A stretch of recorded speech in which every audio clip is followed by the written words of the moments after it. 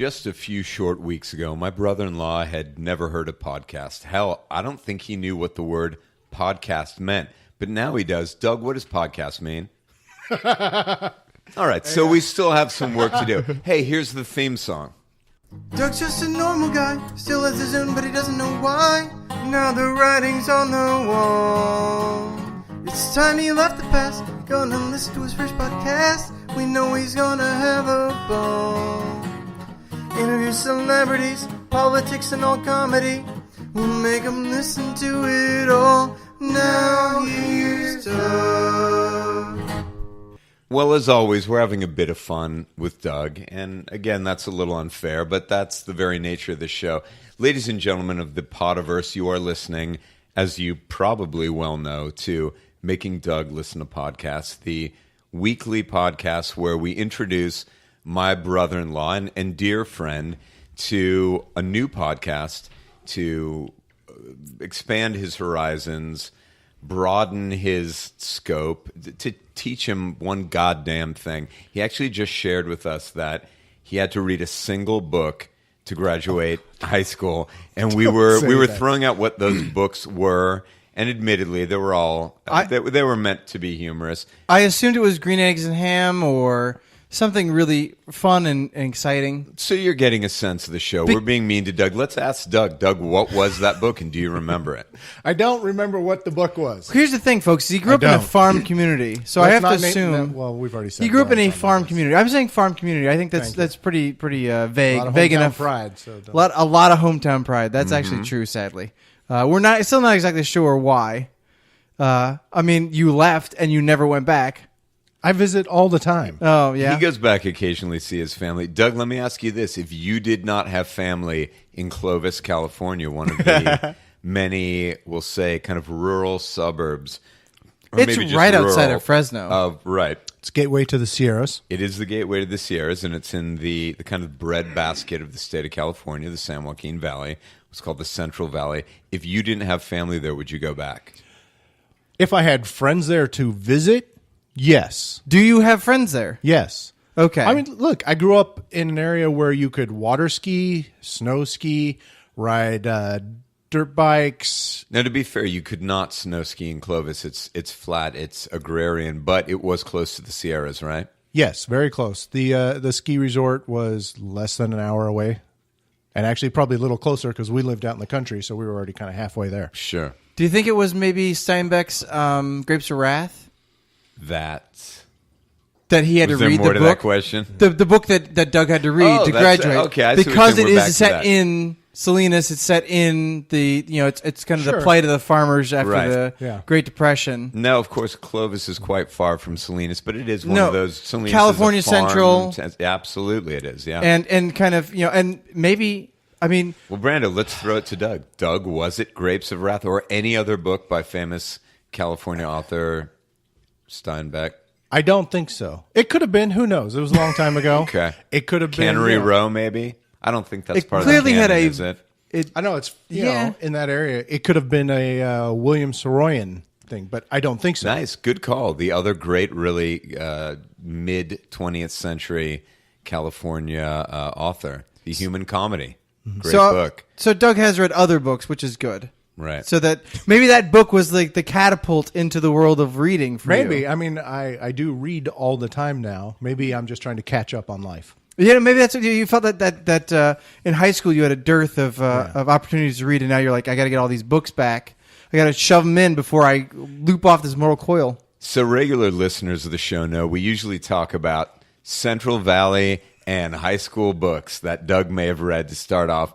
Hey, that was fun for everybody. But let's jump into this week's podcast. Again, our goal here is to educate Doug, because Christ knows, based on that conversation, none of that happened during his actual educational years, at least up until college. And we'll get into that someday. We know Doug's had some post-high school education, but clearly he was coasting his way through that period of his life. But this week, we're hoping he learned a little bit about sex, about love, and about relationships, because we had him listen to Dan Savage's hugely popular Savage Lovecast. Now, Doug, we may have asked you this last week, and those listeners that joined us last week and have a better memory than me will probably know the answer. Do you know who Dan Savage is? Were you familiar with him before you listened to this week's 2 episodes, which were episode 419 and episode 582? I'd love to give you pithy titles, but Dan Savage doesn't really do that. He kind of throws a few phrases from the show up there, but they don't really have titles. I had no idea who he was. I think I was thinking of a different Dan. Excuse me. I don't know if it was a Dan Savage or just a Dan, some other name starting with the Were you thinking of S. Fred Savage from The Wonder Years? I was not. Okay. I'm a fan, but no. Just a person named Dan that you know? Another Dan who is out there in the entertainment industry, but Dan Savage, definitely no idea who he was. Okay. Now, for the listeners who, of course, won't know this because this is an audio medium, Doug does have his book of notes with him that he brings every week. It's open in front of him. I love it, Brandon, because it means he's taking it seriously. He's writing those notes. It's got a full page. Absolutely. Now, for those of you who might not know, Dan Savage was a famous columnist, basically syndicated sex advice columnist. He's now considered a national sex expert, but he got his start quite a while ago, back in 1991, working for, I believe it was a Seattle newspaper, The Stranger, and he's now syndicated in over a dozen newspapers throughout North America, in Europe, in Asia, and he really got on the podcast train quite early. Really early, 12 years ago, October of 2006. He's now up to well over 600 episodes. Again, we listened to 2 of them. Doug, before we jump into what you thought of Dan Savage, his advice, the show in general, it's the first time we've done an advice podcast. I'm sure it won't be the last time. We're going to ask you the questions we always do. We're going to blow right through them because you've become an expert at answering them. Doug, how difficult was it for you to find this podcast? Not difficult at all. Fantastic. What source did you go to? I used Stitcher, but it was also available on Spreaker. All right. And hey, the welcome return of Spreaker. That's right. Although I do want to jump in and say that because I decided to go the extra mile and sign up to he has a subscription model so you can get extra content. Right. And the way that they set it up is actually really convoluted. You have to go in, you have to log into his website, you have to then pledge your amount of money. They send you a URL that you have to then put into either iTunes or you put it into your own podcast device, and then it's supposed to unlock the extra episodes. But I kept going through iTunes saying, "Hey, I want these extra episodes," and it only gave me the mini episodes, and I got really frustrated. I had to spend, and I'm a person who is a podcast person who spent a lot of time, and I found it surprisingly difficult to get access to the extended and unlocked versions. Now I know you're a tech savvy guy, indeed, at least in the realm of podcasts and streaming content, and Doug is not.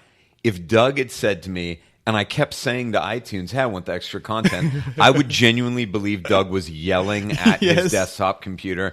I'm assuming you did something different than that. Yeah, instead of what I assume Doug would do, which is call up Apple, just find somebody named Apple in the phone book and say, "I'm going to find this person's going to help me." Right. But what I ended up doing is I just kind of had to force my way around it by clicking through the iTunes store. Because the other thing is I actually...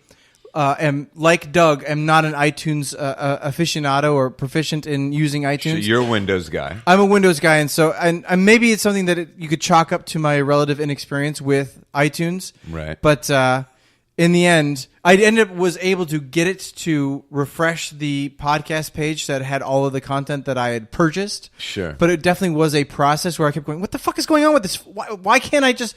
Why doesn't this just work? Because like what happened was... I am a pod person. Why isn't this working? Why isn't this working? And because the annoying thing was that Just for the listeners at home, I've told both Doug and Brandon that shouting to the microphones doesn't translate that well. So I apologize for that. Brandon, it sounds like overall, this could have been a smoother process to get that extra, to get what's called the Magnum content. That's right. Instead of, I think, the micro episodes is what they call yes, what's exactly. available on iTunes. And which, is penis shaming in a way, which, Magnum and micro, you're right. That so having a bigger episode is necessarily better. You think this is a reference to both maybe the Trojan condom, which is called the Magnum for the larger penis. I think it's the idea of... And the micro. This conversation... And you pay money to get something that's bigger. Sure. You're right. So I think that is size shaming. Unfair.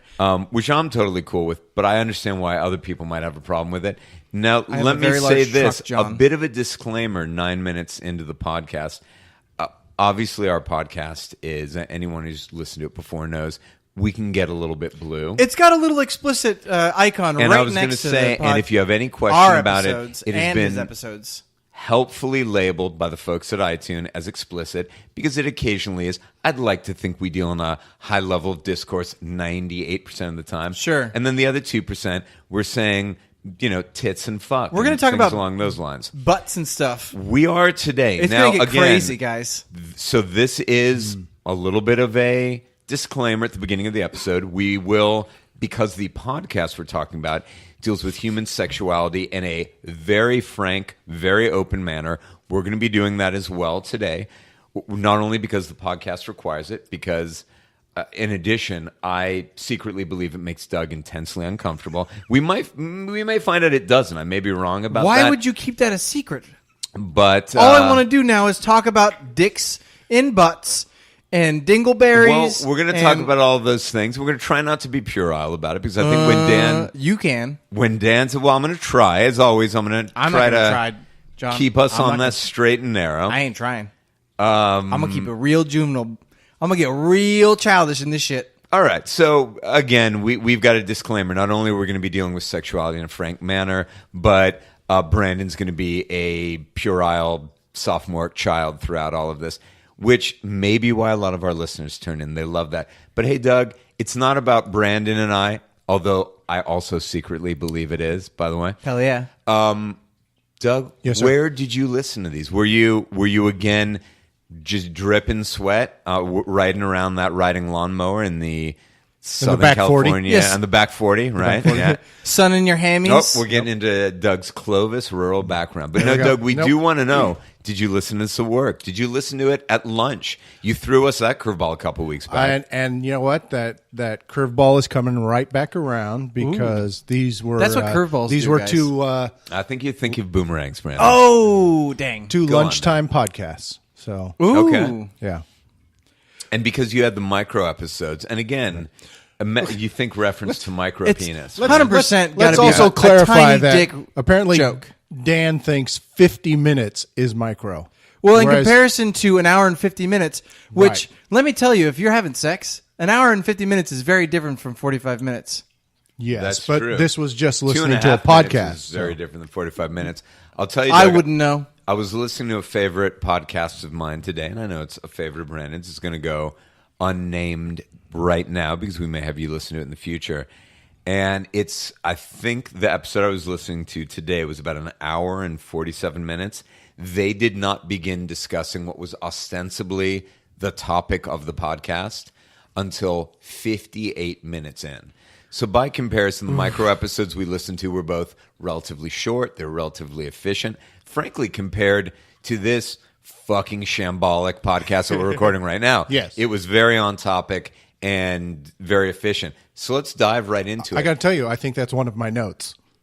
That you feel it was relatively efficient. Yes, just Okay. very So timely. let's get into it. Which episode did you listen to first? I went. I know they don't have names, but you 419. 419. Okay. 419. Okay, so I'm going to just say this right off the top. It really seems like a podcast is an extremely kind of abnormal way to get timely advice. I totally agree with you on that one, Doug. 'Cause, There is a time delay here, right? I mean, let's just write a letter to Dear Abby Sure. and just hope she picks it and hopes it gets printed in the newspaper, and we actually catch that. Can I tell you an interesting fact here? Absolutely. A few years ago, Ann Landers, famous, I think we all know. Sure. Again, maybe some of the younger generation doesn't, but Ann Landers was a very notable advice columnist. People would write, as you're saying, write in. So there was this time delay. It was not immediate. It wasn't like a call-in radio show where you got that information quick. And Ann Landers passed away quite a few years ago. When her estate was being sold off, the desk that she famously wrote all of her advice columns at was bought by Dan Savage, and he currently writes his weekly column from Ann Landers' old desk. that is a great fun fact. And now that I'm saying this, I hope it's Ann Landers. But it's one of the famous columnists. Right. It might be Ann Landers. If I know our listeners, and we don't have many of them, they will immediately write into mdltpodcasts@gmail.com and tell me that I'm wrong. But it gives you